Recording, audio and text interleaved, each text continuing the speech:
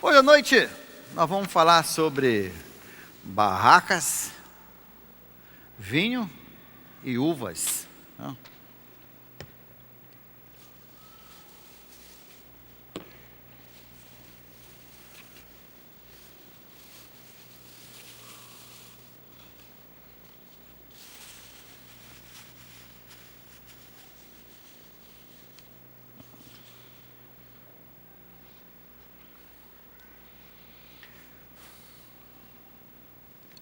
Fora o pessoal que esteve no primeiro culto, você sabe, já ouviu falar dos recabitas? Tá? Se eu perguntar, quem foram os recabitas? Você sabe quem foram eles? Quantos sabem? É o que eu imaginei. Um daqueles, daqueles personagens, uma família que poucas pessoas conhecem, porque é num livro que quase ninguém lê da Bíblia, no livro de Jeremias capítulo 35. Jeremias capítulo 35.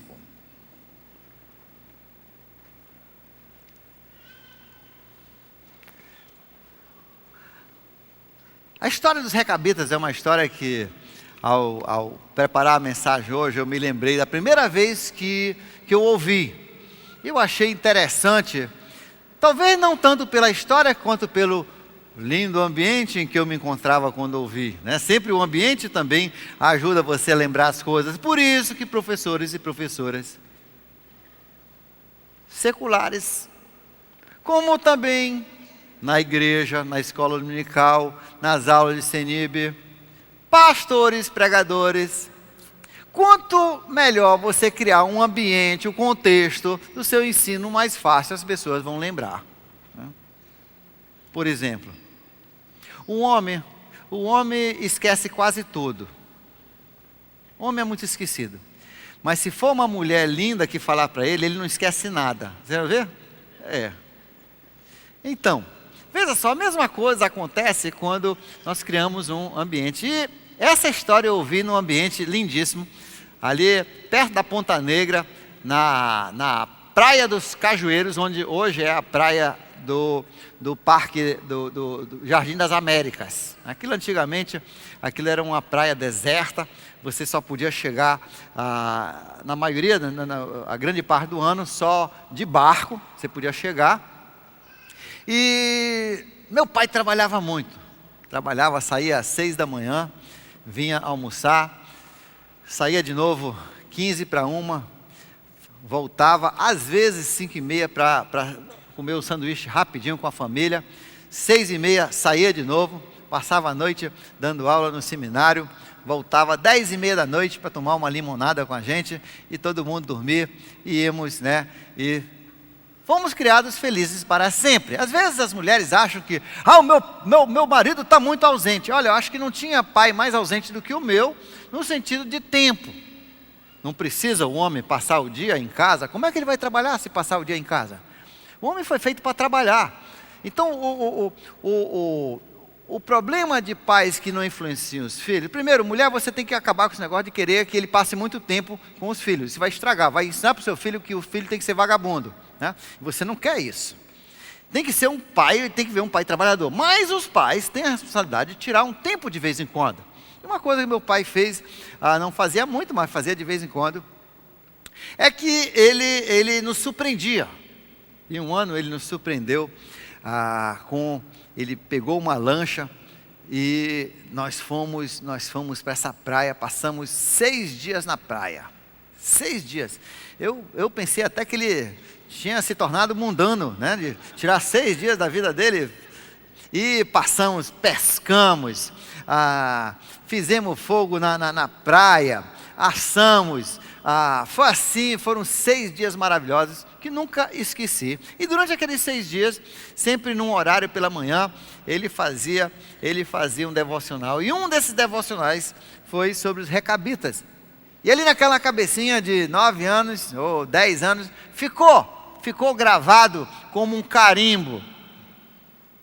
E assim também, pais, você de vez em quando tem que aproveitar aquele momento, porque o que você fala num momento de férias, num momento legal, numa surpresa para a família, fica gravado. E na verdade, nós não precisamos de tantos momentos lindos, como diz Roberto Carlos, para afetar a vida da nossa família. Mas tem que ter alguns momentos lindos, alguns momentos memoráveis. Crie memórias.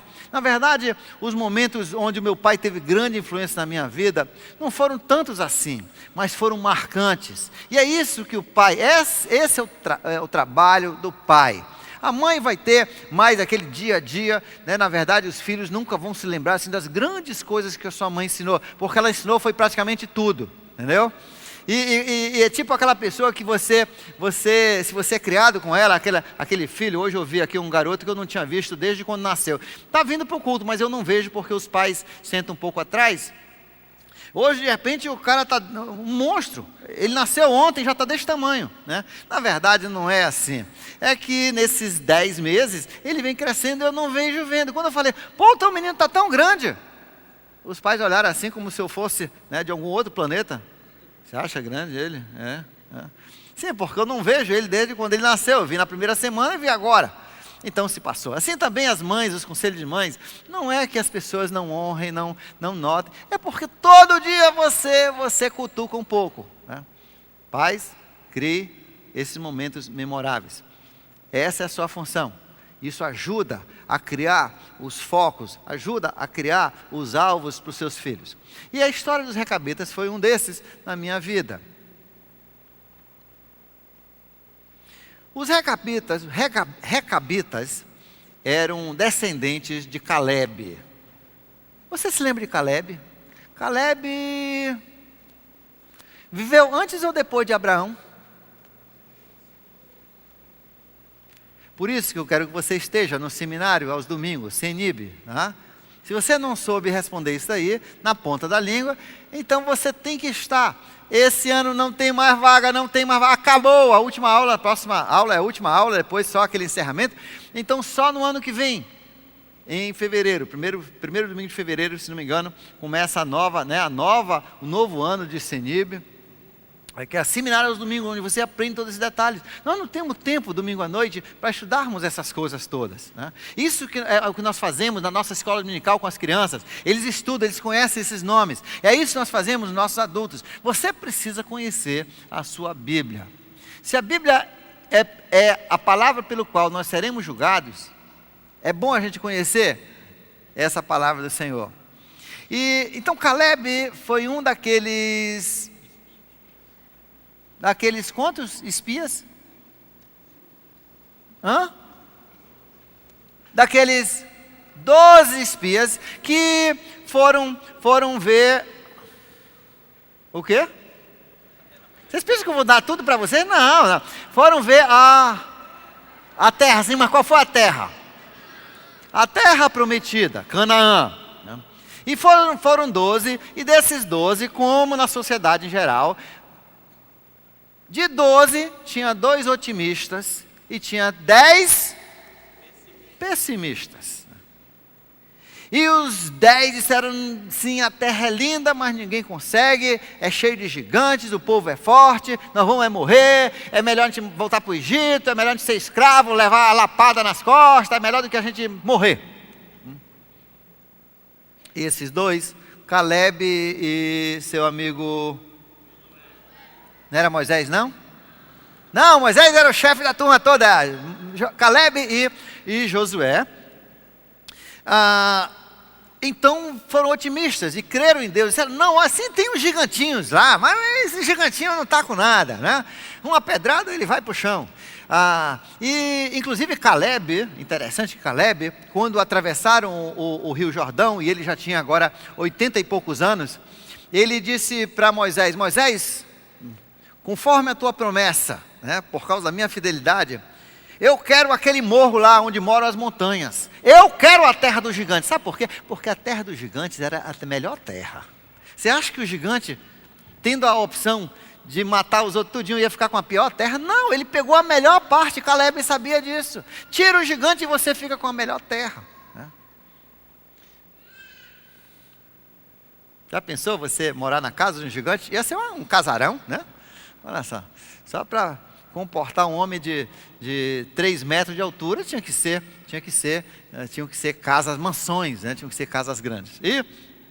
Então, descendentes desse Caleb, Deus prometeu. Veja só, isso é importante você entender. Papai e mamãe, isso é importante.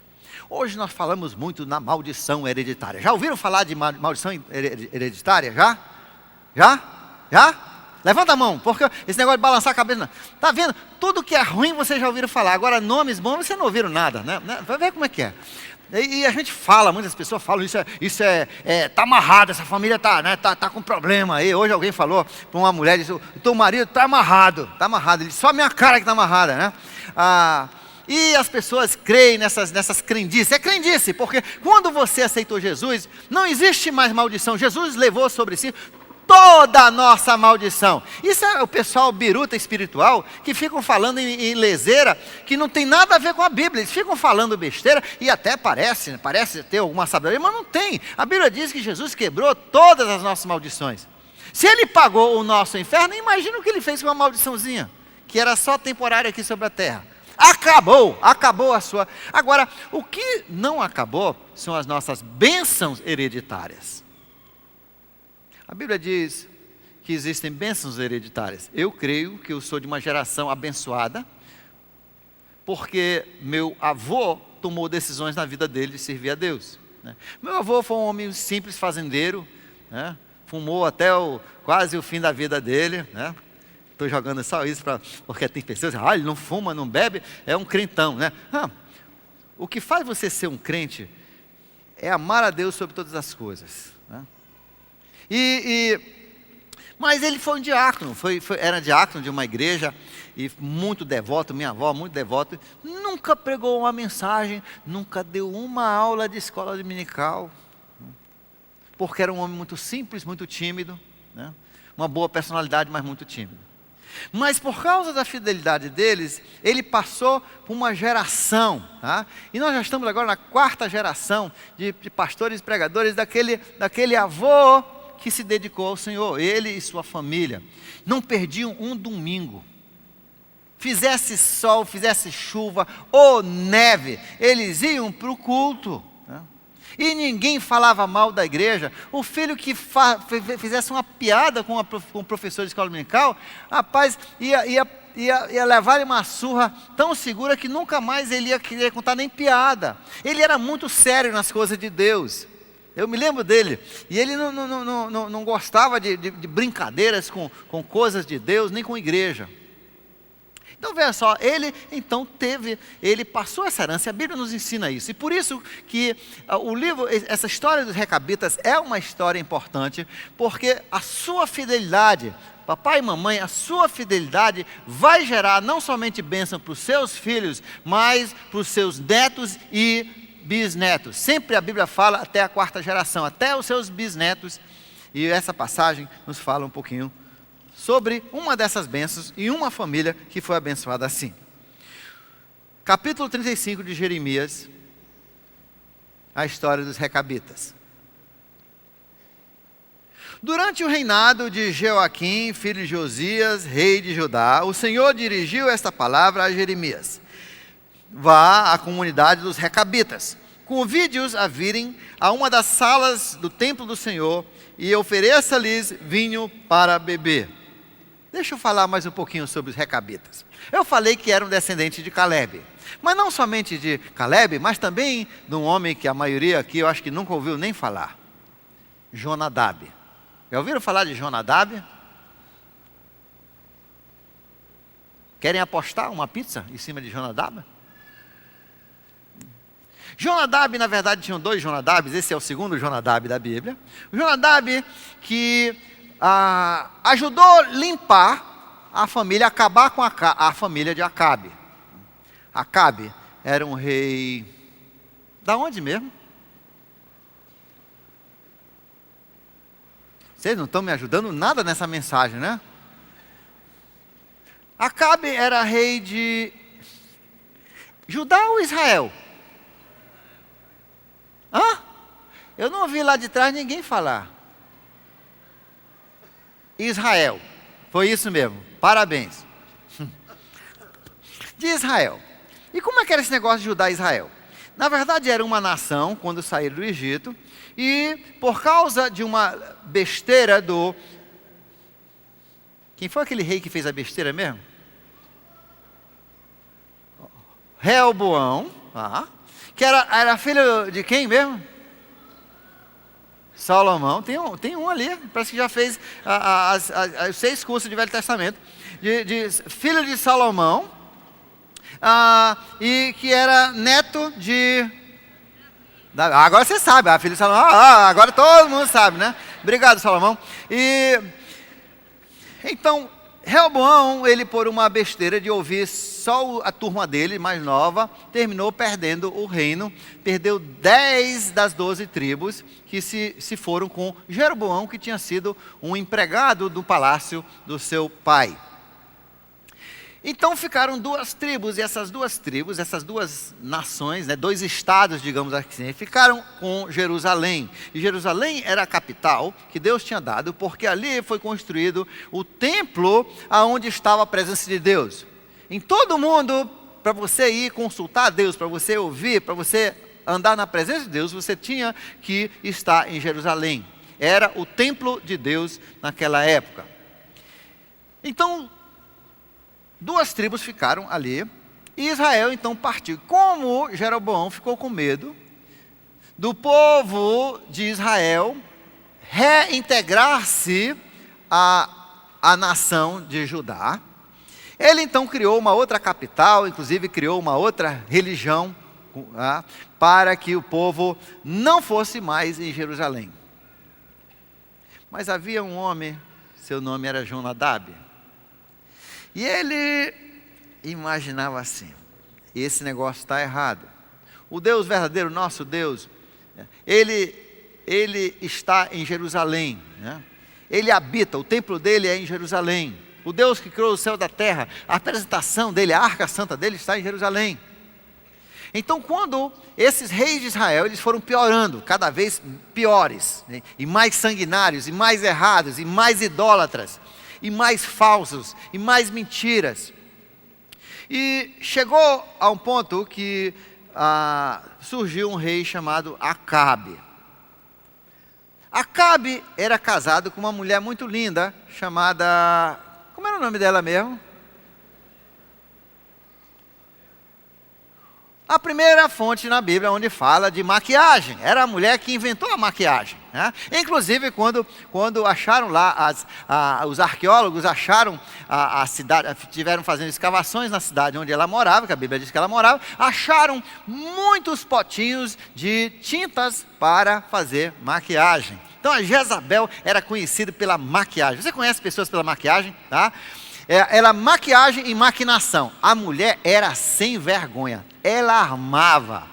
E, inclusive, uma vez quando o Acabe, que era o marido dela, estava querendo um sítio, um terreno que tinha do lado do palácio, ele queria porque queria, e o cara não vendia para ele, Jezabel armou um trama para matar o dono do sítio, que chamava-se, desse lado aqui, chamava-se como o nome do dono do sítio que Jezabel matou?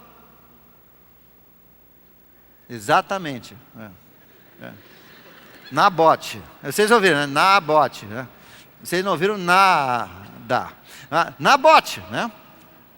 Por isso, mais uma vez, eu convido você a fazer parte do seminário aos domingos, onde você vai aprender essas coisas.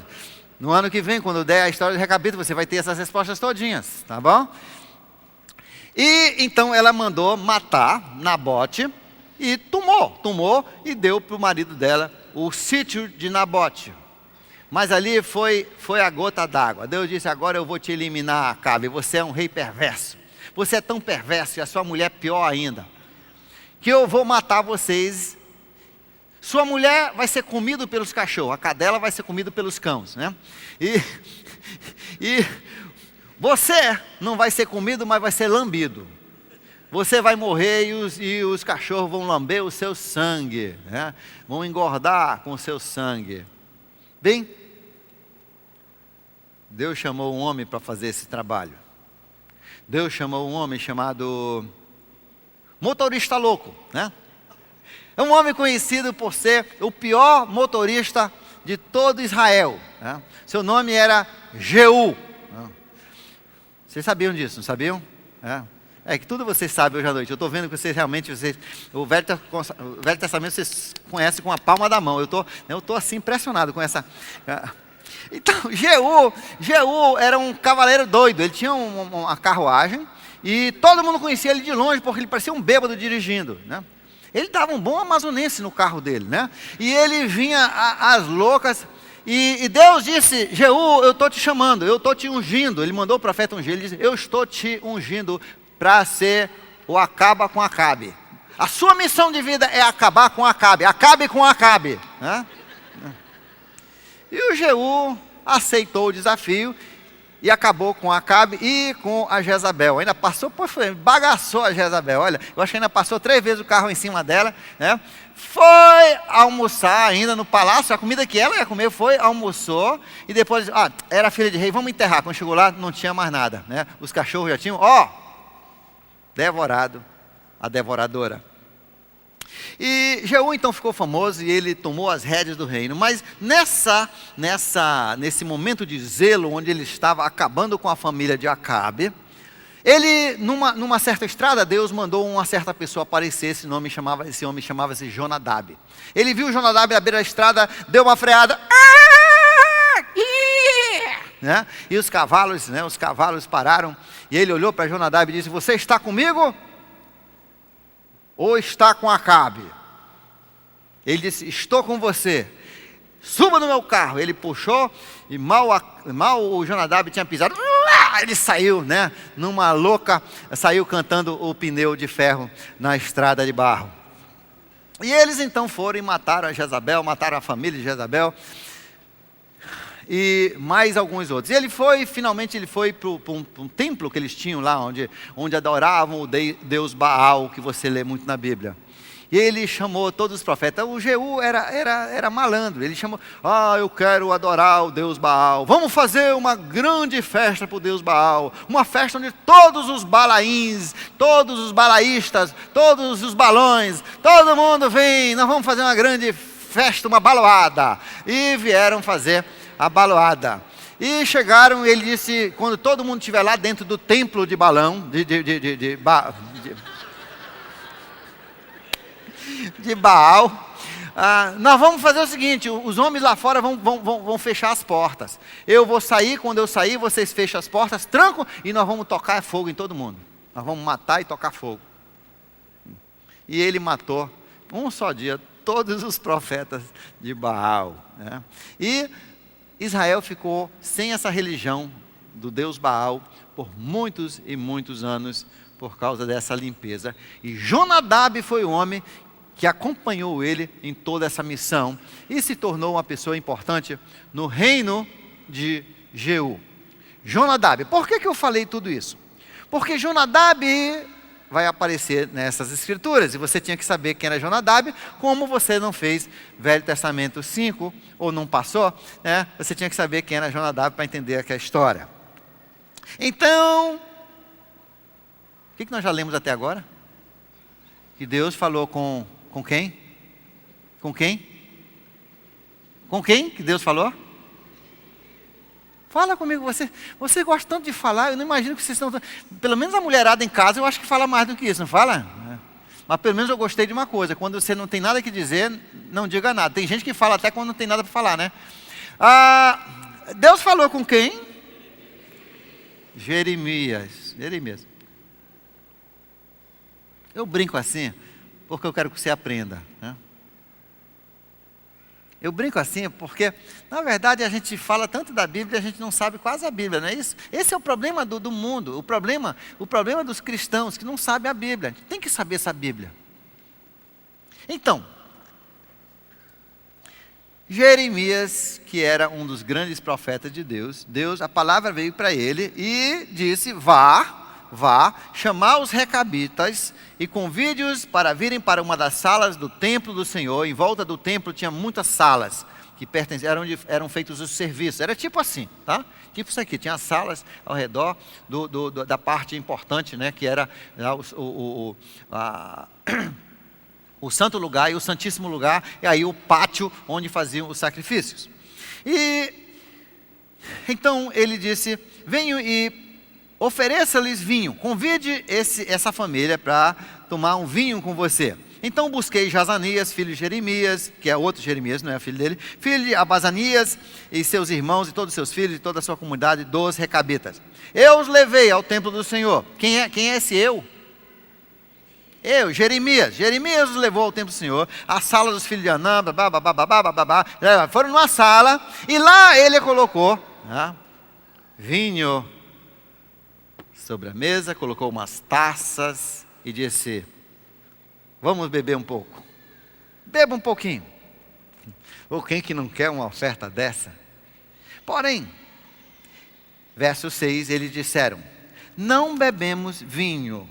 Não bebemos vinho porque o nosso antepassado Jonadab, filho de Recabe, nos deu esta ordem: nem vocês, nem seus descendentes beberão vinho. Vocês não construirão casas, nem semearão. Não plantarão vinhas, nem as possuirão. Mas vocês sempre habitarão em tendas. Por isso a barraca. Vocês estavam pensando, tem acampamento? Eu esqueci de trazer minha barraca. Não, faz parte da mensagem. Não habitarão em casas, e sim em barracas, em tendas. Assim vocês viverão muito tempo na terra na qual são nômades. Temos obedecido a tudo o que nos ordenou o nosso antepassado Jonadab, filho de Recabe. Nós, nossas mulheres, nossos filhos, nossas filhas, jamais bebemos vinho em toda a nossa vida. Não construímos casas para nossa moradia, nem possuímos vinhas, campos ou plantações. Temos vivido em tendas e obedecido fielmente a tudo que o nosso antepassado Jonadab nos ordenou. Algumas lições importantes nessa passagem. Primeiro, a primeira lição é que Deus testa os seus filhos. Deus testa os seus filhos. Quando Deus impressiona no seu coração uma decisão, e você toma uma decisão diante do Senhor, pode contar com uma coisa, que Deus vai testar para ver se realmente você faz o que você disse. Eu me lembro uma vez, uma jovem, ela prometeu numa oferta, ela disse assim, muitos anos atrás, não foi aqui não. Ela disse: ó Senhor, eu nunca dei isso aí, é a primeira vez que eu estou fazendo isso. Estão levantando uma oferta para construir uma igreja lá em Boa Vista. Então, se tu me deres, o dinheiro que tu me deres, eu vou pegar e vou dar para a oferta. O dinheiro que você me der essa semana, eu vou dar na oferta de domingo. Ela fez essa oração lá no domingo. Não é que na terça-feira ela ganhou, naquela época, 10 cruzeiros, que era um bom dinheiro. Seria hoje uns 70, 80 reais. Poxa, e ela ganhou esse dinheiro lá no centro. Quando ela vinha embora, sabe o que ela viu? O sapato dos sonhos dela. Um sapato que ela queria desde pequena. Lá na vitrine. E ela entrou e era exatamente o mesmo preço, eram os 10 cruzeiros. Ela disse que foi uma luta muito grande, mas finalmente ela comprou os sapatos.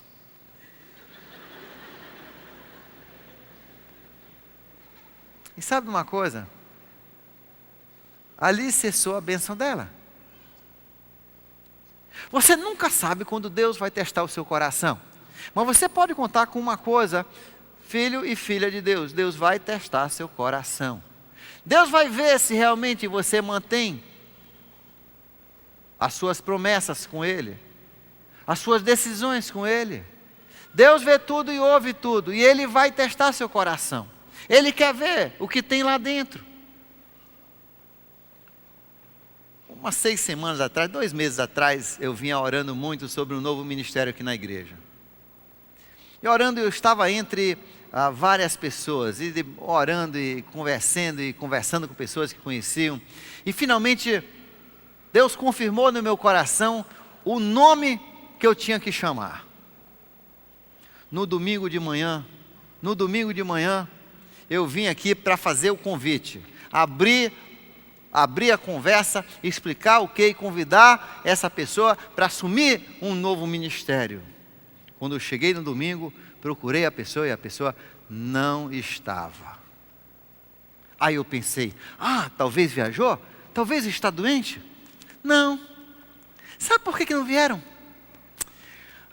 Porque tinham perdido 2 aulas do CENIB, iam perder a última. Por que a gente vai para o CENIB? Vamos tirar uma folga hoje.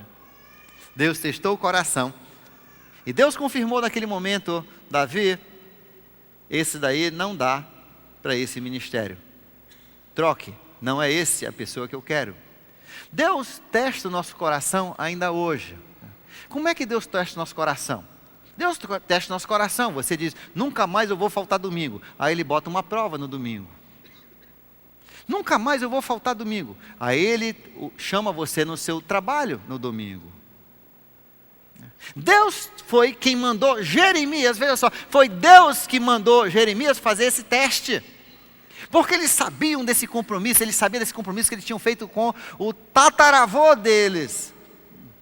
E Deus queria testar o coração, porque quando Deus testa o coração e você é aprovado, aí Deus dá para você as grandes oportunidades e os grandes ministérios e as coisas que realmente mudam o curso da sua família, da igreja, da civilização e da nação. Então, Deus testa o coração. Primeira lição, Deus vai testar seu coração. Naquelas decisões que você toma diante do Senhor, Deus vai testar essa decisão. Passe e serás abençoado. Seja reprovado e Deus já te elimina por ali. Porque a Bíblia diz, aquele que não é fiel no pouco, Jesus diz, aquele que não é fiel no pouco, eu não vou colocar sobre muito. Aquele que é fiel no pouco, sobre muito te colocarei. Seja fiel nos seus compromissos. Às vezes nós não entendemos dessas coisas. Você vem e você coloca o seu nome numa coisa tão simples quanto limpeza do sábado. Mas só que não é tão simples assim como você imagina. É uma grande honra você servir a Jesus. Os anjos pagariam dinheiro para poder vir fazer esse serviço que você faz. Eles entendem quem é Jesus. Para poder fazer um serviço e Jesus saber que você fez aquele serviço, os anjos fariam isso.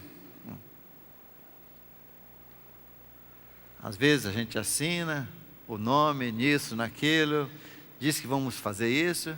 Aí, puxa, do sábado de manhã, a gente não desperta. Ou então alguém vem, vamos jogar bola. Mas eu tenho um negócio, mas deve ir muita gente.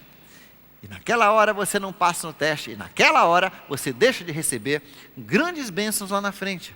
E nós nunca saberemos até o céu as bênçãos que perdemos, as oportunidades que perdemos, onde Deus mudou a nossa carreira por causa de pequenas decisões, em coisas que nós achávamos desimportantes, mas Deus estava testando nosso coração. Bem, eles disseram que não tinham bebido vinho, nenhum deles bebia vinho, e também não tinham várias outras coisas. Primeiro, não moravam em casas, e não eram donos de sítios e fazendas, não plantavam, não tinham cultivo. O que significa tudo isso? Por quê? Por que Jonadab fez esse pedido aos seus descendentes? Não é um pedido meio estranho para um povo que estava entrando para herdar a terra? A questão é o seguinte, que Jonadab sabia que a presença de Deus estava em Jerusalém. E, infelizmente, quando houve o racha das 2 tribos e das 10 tribos, a família de Jonadab era dos 10 que escolheram não ficar. Então ele foi forçado pela sorte de estar no lugar errado, de estar na nação longe de Jerusalém. E Jonadab entendia que, na verdade, um dia, talvez, para ele seguir a Deus, ele teria que se mudar para Jerusalém, como nós vamos ver que aconteceu. Que um dia ele teria que ir para a presença de Deus. E que ali, onde ele tinha caído, né, onde ele tinha nascido, onde ele caiu o azar dele, ou a sorte dele, na verdade não era o lugar da representação de Deus. E por isso Jonadab disse: olha, isso aqui não é a sua pátria, família. É isso que estava na cabeça de Jonadab. Isso aqui não é o seu lugar permanente. O seu lugar permanente é Jerusalém, é na presença de Deus. E por isso ele diz: olha, vamos ter alguns cuidados. Vamos ter alguns cuidados para você não perder esse foco. Não vamos nos enraizar aqui por essa terra de tal forma que a gente nunca esteja pronto para ir para Jerusalém. More em barracas, não construa casas. Porque quando você constrói uma casa, às vezes você não consegue vender a casa como você imaginava. Você se apega àquela casa, você gosta daquela casa, você enfinca toda a sua vida ali, você se enraiza ali e fica difícil você sair. Jonadab sabia que o lugar da presença de Deus era Jerusalém, e ele não queria que a família dele ficasse enraizada e amarrada com coisas que iam atrapalhar o destino que ele queria para eles, que era habitar na presença de Deus. Segundo, olha só, interessante o que ele fala aqui, ele diz: não morem em casas e sempre em barracas, sejam nômades, justamente para ter essa leveza.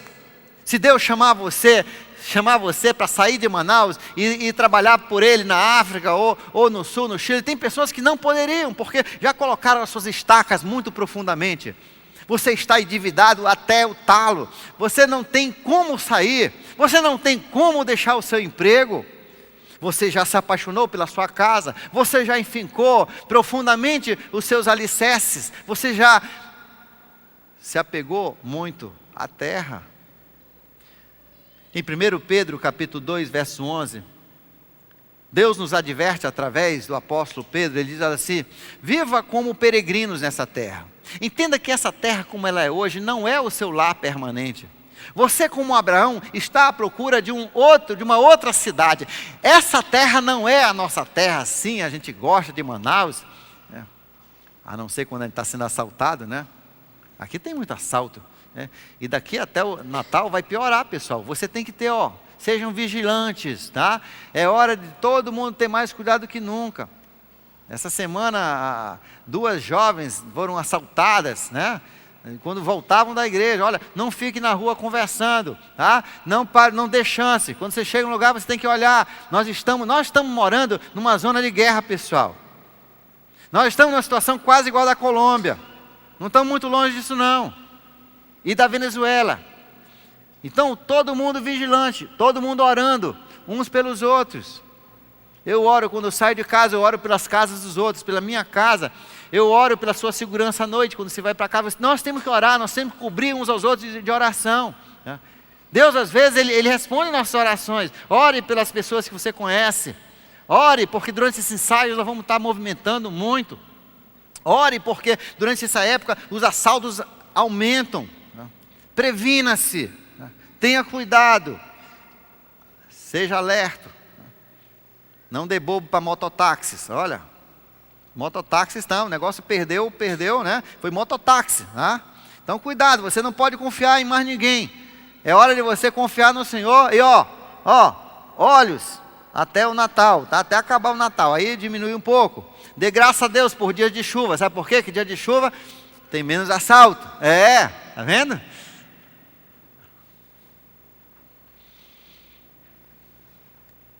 Bem, voltando para a mensagem.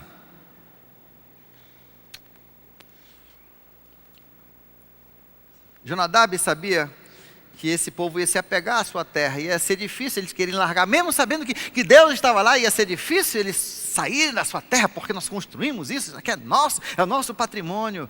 Então Deus Jonadab deu essa ordem aos seus descendentes. E na verdade, nesse capítulo você vai ver que eles um dia foram para Jerusalém. Eles escaparam quando muitos dos seus outros vizinhos morreram. Muitas das pessoas de Israel morreram na mão de Nabucodonosor. Eles escaparam, porque eles não pensaram duas vezes em fugir daquela terra e correr para Jerusalém, onde não seriam atacados. Os outros que ficaram, não, eu construí esse patrimônio, eu vou ficar, eu morro nesse patrimônio, mas eu não saio aqui, eu vou defender com unhas e dentes. Defenderam, mas morreram. Por quê? Porque tinham enfincado seus valores, suas vidas. Apóstolo Pedro, então, o Espírito Santo fala através dele, disse, vivam como peregrinos, como Abraão. Nós estamos de passagem nessa terra. Não enfinque aqui as suas raízes. Sim, você tem que ter uma casa para construir, mas não seja esse o foco da sua vida. Não crie uma situação onde você não pode mais sair daquela cidade. Esteja sempre numa situação onde você, em um momento, você pode levantar voo e ir para onde Deus quiser te levar. Ele fala também aqui dessa parte, ele fala do vinho. Por que Jonadab não queria que sua família tomasse vinho? Quando até no próprio Velho Testamento, no templo, eles usavam vinho. Por quê?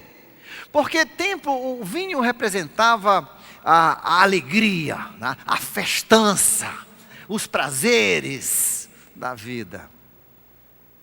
Uma das coisas que a Bíblia diz que seria a grande tribulação dos últimos tempos, uma das grandes investidas de Satanás contra a nossa geração, seria a diversão. Hoje, o mundo é uma diversão. Toda hora a gente tem que estar vendo filmes, ouvindo música, indo para shows, viajando. A Bíblia também diz que nos últimos tempos, logo antes de Jesus voltar, as pessoas estariam viajando muito para uma parte da terra, para outra, rodando a face da terra. Nós estamos vendo isso acontecer, né? Então, Jesus disse que no final dos tempos, essa questão do prazer seria um problema. Por isso, nós temos que nos desapegar. Pessoal, você não pode se viciar em filmes. Você não pode se viciar em diversão. Eu estava conversando até hoje com uma pessoa, está querendo levar uma turma de viagem. Eu digo, olha, tenha cuidado, ore, peça de Deus sabedoria.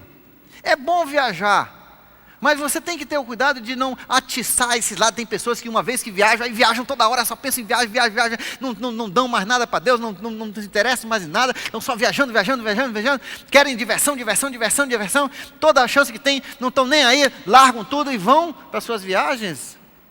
Esse é o pecado que Jonadab queria prevenir na sua família. É isso que Jesus queria prevenir. Ele diz, cuidado. No livro de Lucas, capítulo 21, versos 34 e 35, ele diz, cuidado para que a diversão do mundo, essa vida através da euforia, de correr atrás da diversão, cuidado para isso não te impedir que subas com Jesus quando Ele voltar para levar o seu povo. Isso pode te custar o arrebatamento. E por isso que tudo na nossa vida, sim, a Bíblia diz que tudo foi dado para nós usufruirmos, mas nós temos que ter o cuidado de não sermos controlados por essas coisas. Ter sempre essas coisas sob nosso controle e que não nos tomem o tempo devido a Deus, não nos tomem os nossos, as nossas prioridades, né? Isso não pode isso não pode se tornar o motivo da nossa existência. Nós temos que ter muito cuidado nessa área. Terceiro, ele fala sobre o plantio. O plantio fala do nosso patrimônio, nas terras que nós construímos. Deus quer que você entenda uma coisa, que essas coisas Deus dá para você usufruir, para você usar. Ele até fala como é que você deve usar. Mas Deus não quer que essas coisas se tornem ídolos na sua vida. Ele não quer que o seu emprego se torne mais importante do que a sua igreja. Ele não quer que o seu emprego se torne mais importante do que a família que vai ter uma eternidade no céu ou no inferno. Ele não quer que o seu emprego tenha mais prioridade do que os seus vizinhos, que um dia vão passar uma eternidade no céu ou no inferno. Deus quer que você use corretamente as coisas. Sim, você tem o seu trabalho, você tem o seu cultivo, a sua plantação, você tem a sua forma de ganhar o seu pão, mas Deus não quer que isso consuma a sua vida. E é essa a lição dos recabitas. Não permita que o seu trabalho, que o seu sustento, que a sua máquina de fazer dinheiro se torne um empecilho para você servir a Deus da forma que Ele quiser, de te roubar do seu primeiro amor, de te roubar o foco do reino de Deus. Veja comigo essa passagem. 1 Coríntios capítulo 7. 1 Coríntios capítulo 7.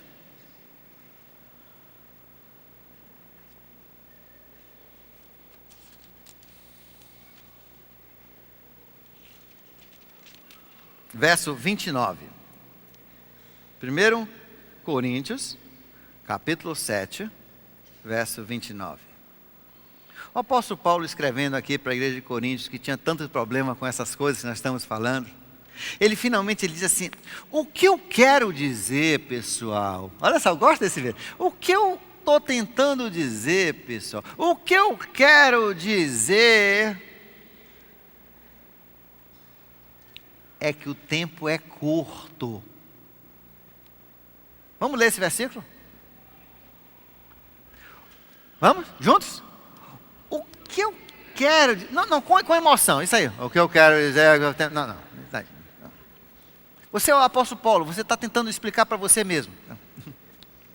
Aí para o seu vizinho, vamos lá de novo. O que eu quero dizer é que o tempo é curto. E se naquele tempo era curto, agora é só cur. Não tem mais o tu.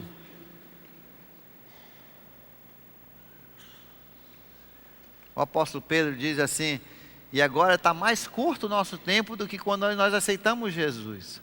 O tempo é curtíssimo. Toda semana agora eu vejo os sinais da vinda de Jesus. Todo dia, na televisão praticamente. Essa semana de novo. O pessoal diz: poxa, a Rússia não vai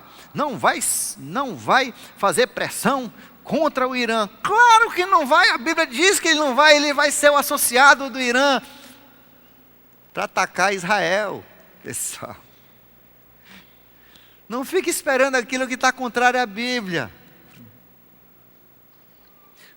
Líbia está lá na batalha final. Quando o pessoal estava todo mundo, país de primeiro, vamos ajudar os líbios a expulsarem o cadáver. Sim, expulsou para quê? Para agora ter lei Sharia. Quem vai mandar lá é a religião muçulmana. Vai ser pior agora do que com o Gaddafi, pessoal. Vai ser a lei Sharia. E que odeia Israel. Está tudo fechando. É isso que Deus quer. E é isso que Ele está falando aqui. O apóstolo Paulo diz: o que eu quero dizer, verso 29 de 1 Coríntios capítulo 7, o que eu quero dizer é que o tempo é curto. De agora em diante, aqueles que têm esposa vivam como se não tivessem. Está vendo? Tem mulher que, sinceramente, eu oro por alguns homens aqui. Eu tenho piedade de você. Que tem mulher difícil. Tem mulher difícil. Agora, você que foi burro em ter casado com uma mulher difícil. Se ela é mulher difícil agora, ela era namorada difícil e você quis ser besta, não ouviu o seu pai, sua mãe, o seu pastor, sei lá quem que você não ouviu o Espírito Santo. Porque Deus não ia colocar você com uma mulher difícil. Mas tem mulher difícil. Tem mulher difícil.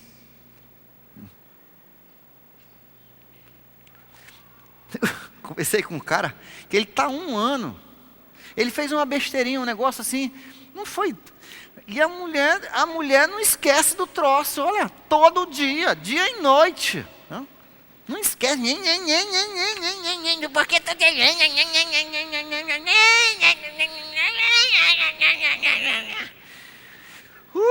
ele está pensando em se suicidar. Para ver se consegue um alívio.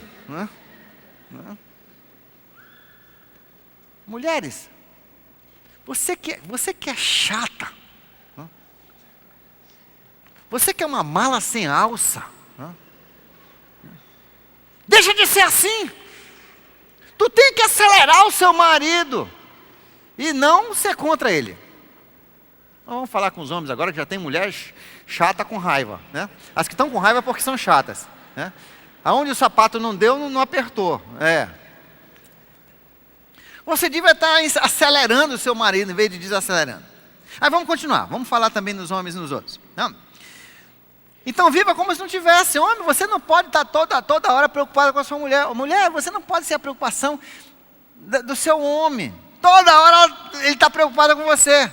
E tem mais, homem, você devia ter escolhido melhor, porque se chegar a tribulação e você tiver que correr, e a sua mulher for daquela que só anda em sapato alto, você está lascado, meu irmão.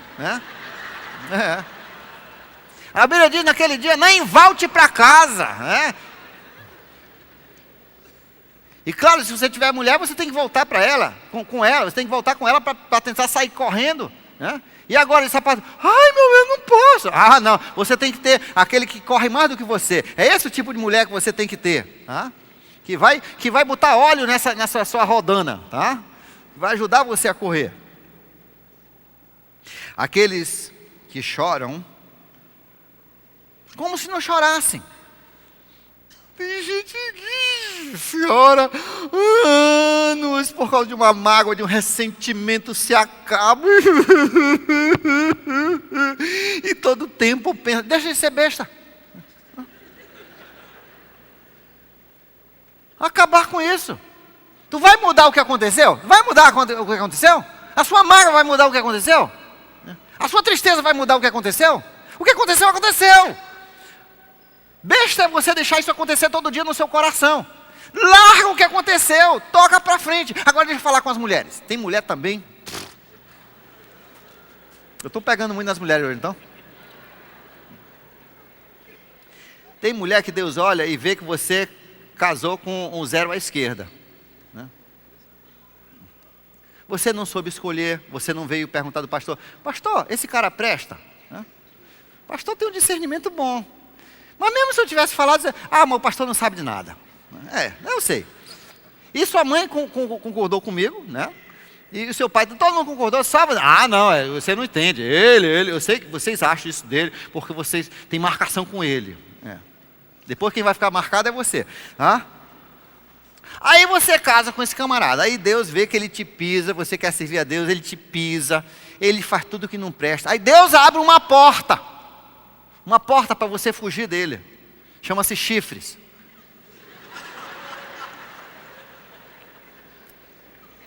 Ele é infiel, isso é uma porta para você sair fugindo. É hora de você, mas tem que mulher diz, eu vou voltar. Deus corta a corda da canoa para você sair devagarzinho e desaparecer, e você rema para voltar e amarrar de novo, levar mais paulada. Mas eu não quero ficar sem homem. A Bíblia diz: aqueles que são casados sejam como quem não é casado, entendeu? Então, nós temos, às vezes Deus te dá liberdade e você tem que perguntar muito de Deus. Tem pessoas que dizem, não, tem que voltar com seu marido. Não, a Bíblia não ensina isso. Você tem que saber se é a vontade de Deus. Talvez Ele estava te livrando do seu marido e você foi lá e se amarrou de novo. Deus estava querendo dar a tua liberdade e você diz, não, eu prefiro a cela, me dê, e eu vou jogar fora essa chave.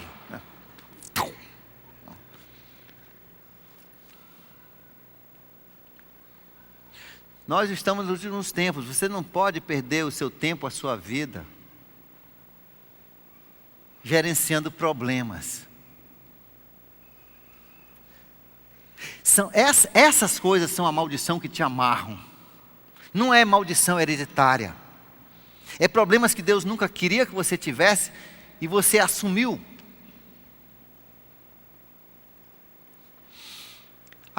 Aqueles e aquelas que choram como se não chorasse. Larga o passado, toca a vida para frente.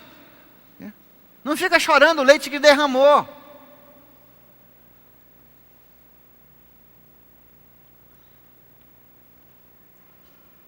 Os que são felizes como se não estivessem.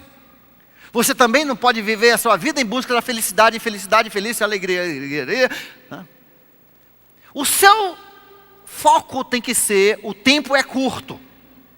eu tenho pouco tempo para fazer o que Deus me chamou para fazer. Eu tenho pouco tempo, a casa está pegando fogo. Você tem pouco tempo para tirar os seus filhos lá do berço, para trazê-los à salvação. O barco está afundando. Você tem pouquíssimo tempo para botar esse salva-vida nos seus filhos, nos seus amigos, para eles não afundarem uma vez por todas.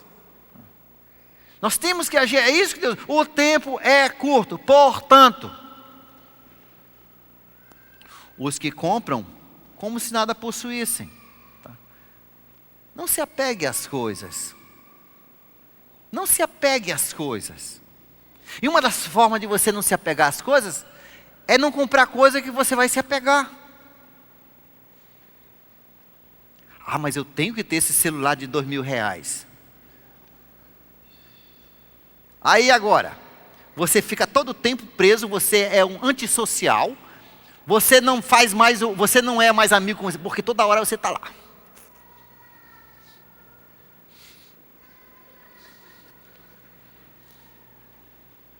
E depois o assaltante ainda te assalta para roubar. Pega um desses meu, o pessoal corre quando vê. Quando vê um desse, o pessoal corre. Pega, mostra um desses para o ladrão. Ele foge, isso aqui é melhor do que a cruz para o demônio. Você mostra.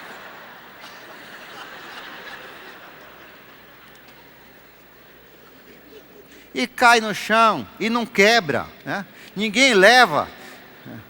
Deixa um desse assim jogado aí no banco, tu volta daqui um mês, está lá.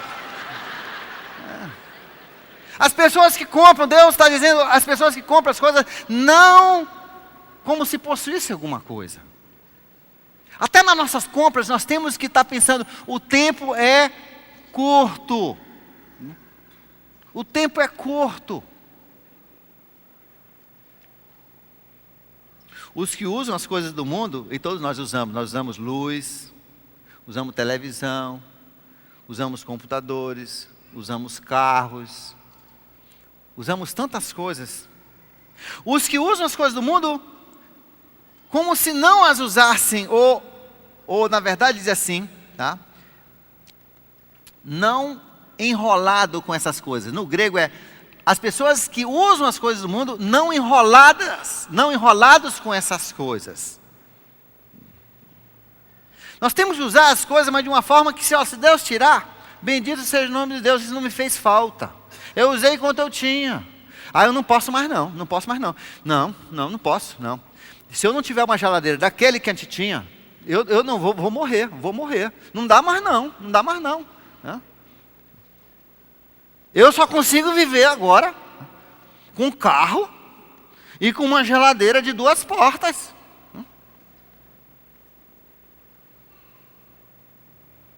Você está preso às coisas.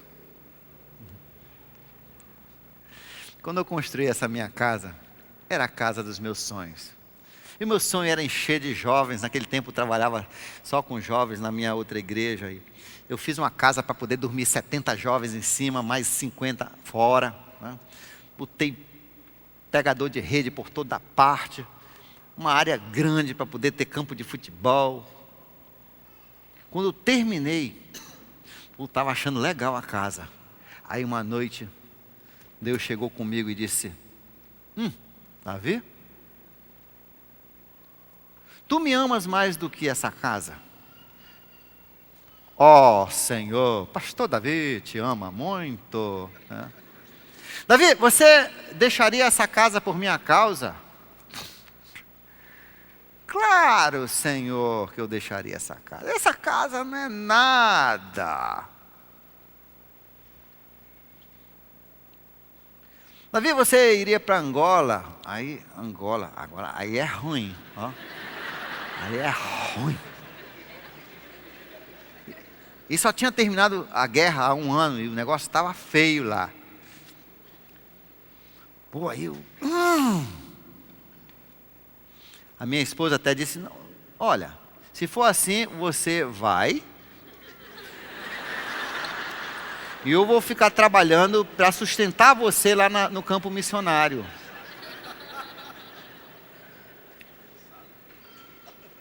Aí finalmente eu consegui, do fundo do meu coração, dizer: Deus, não, essa casa não é nada. Queime essa casa, leve essa casa. Eu não estou aí, Senhor. Eu não sou apegado a essa casa. Quem me conhece sabe disso. Eu quero fazer a tua vontade. Ele disse: pois não é para Angola não, estava fazendo só uma brincadeirinha. Eu vou te levar para um outro lugar que você disse que não queria ir. E me levou. E sabe o que eu decidi? Eu disse: Deus, eu vou fazer o seguinte: essa casa eu moro há menos de 10 meses, mas eu vou botar para venda e para alugar. Se vender é porque eu não volto mais para Manaus. Fim de carreira aqui, fim de picada. Se alugar é porque tu queres que eu volte.